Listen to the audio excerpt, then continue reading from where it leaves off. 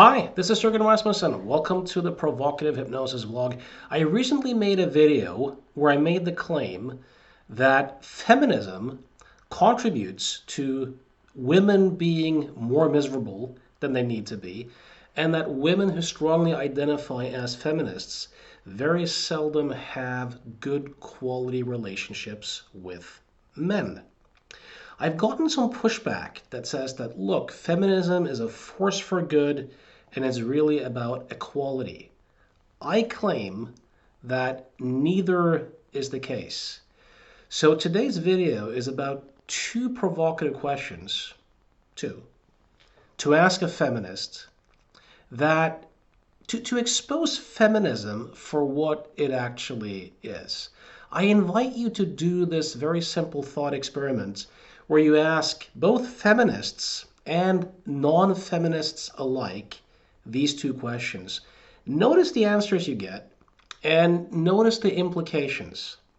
I will claim that the way people answer these questions, well, the way feminists answer these questions, show that feminism is not at all about equality. And that even the way many non-feminists answer these questions kind of shows how we have all been indoctrinated into thinking of feminism as a force for good. So here's the first question. What should happen to a woman who falsely accuses a man of rape? Let's assume, for sake of argument, that it can be proven beyond any reasonable doubt that the claim of rape is a false one. What should happen to this woman?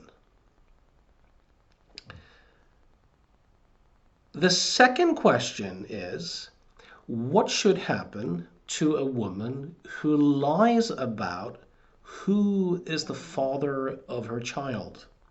So let's say that in this particular case, person A is actually the father of this woman's child.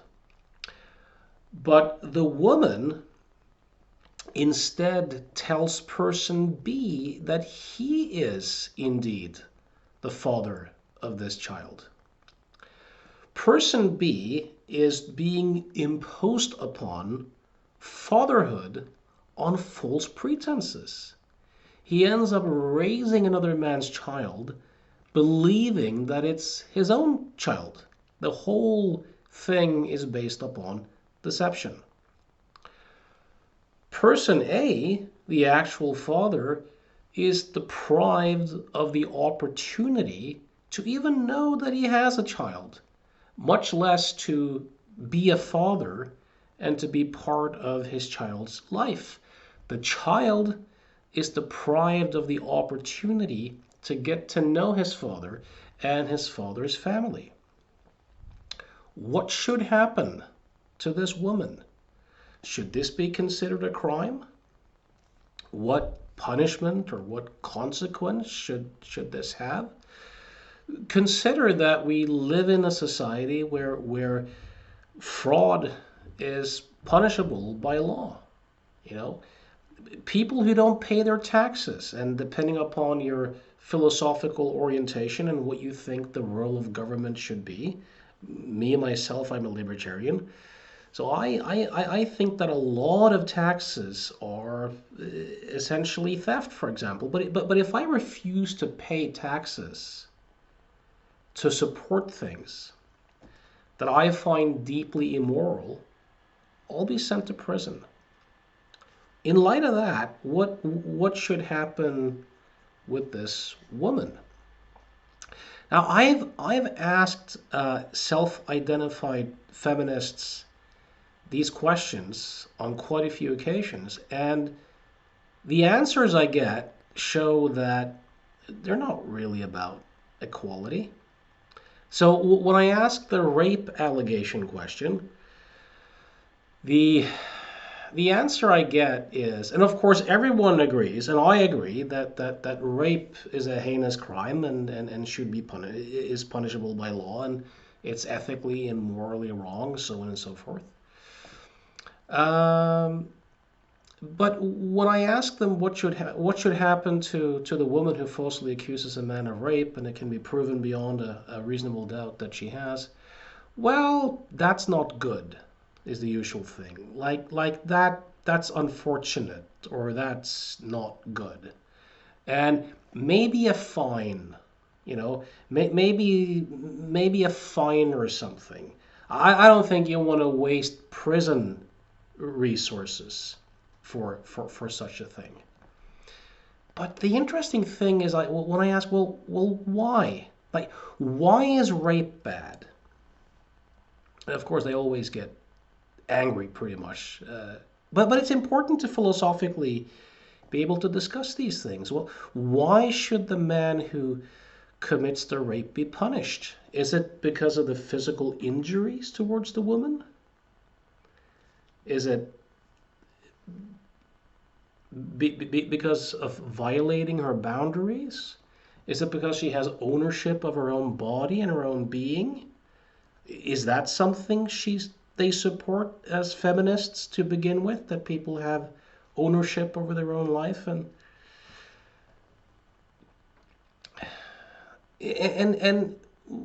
when I point out that, look, and they usually land on, no, it's the emotional trauma. It's the psychological consequences. But what about a woman who was raped who doesn't have any psychological trauma? Does that make the act itself not a crime? Not punishable? I say to them, look, if it's the psychological consequences, look at the psychological consequences very often for the man who's falsely accused of rape. His reputation. He might lose his job. He might lose his relationship, contact with his kids, if he has any. If he gets sent to prison based upon this, his life is pretty much ruined. Thinking conventionally. Many of the consequences here are probably just as bad, maybe even worse, than for the woman who was raped. Why should she just have a fine, while the man who does a rape should have years in prison? Another really interesting response is often, well, it probably doesn't happen that often. So these people kind of say, look, we are very willing to accept that quite a few men rape, but women are so pure and so innocent and so nice that we can't accept the notion that some women will use a false rape allegation to destroy a man's reputation, which is kind of interesting. Now, regarding the second one, the woman who lies about who is the father of her child, I've never had a feminist. They usually think this is perfectly okay. The response is usually, well, if she feels as if person B would be a better father, then who are we to kind of object? It's a kind of orientation of the woman's feelings should trump everyone else's rights, right? What kind of mindset is this? Is this about equality? Notice the answers you get from people who are feminists versus people who are not feminists. And it's quite revealing. I'd be very curious to hear your answers to these questions. Please let me know in writing where you find the video, what you think the implications of these two questions are, and how you would answer them. So again, thanks for listening as usual. I hope this was thought-provoking. Till next time.